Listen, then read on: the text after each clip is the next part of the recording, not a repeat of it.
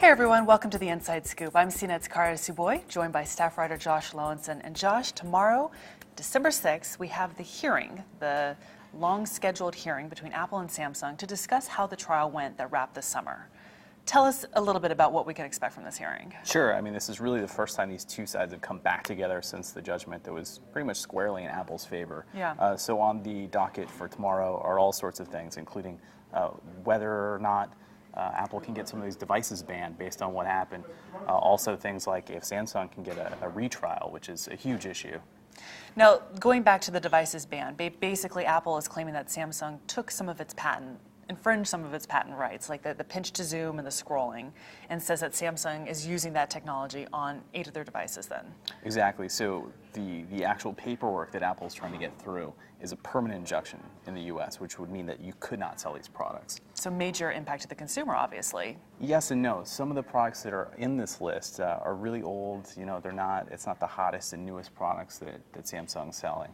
It's more of a point to have an impact on what happened. And as far as Samsung's wishes, they're hoping for a retrial.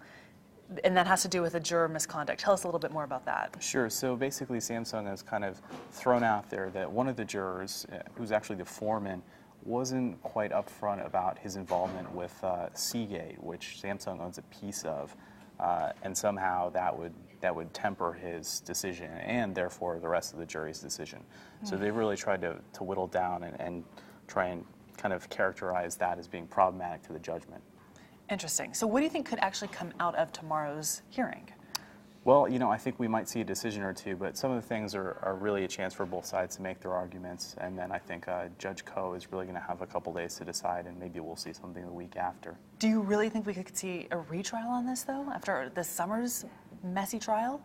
I think a retrial is less likely than an appeal. Obviously, I think Samsung's really going to try hard for that, and some of these little motions that they're going for are really to kind of set the stage for that.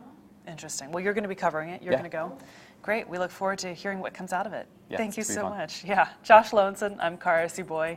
Thanks for watching the Inside Scoop.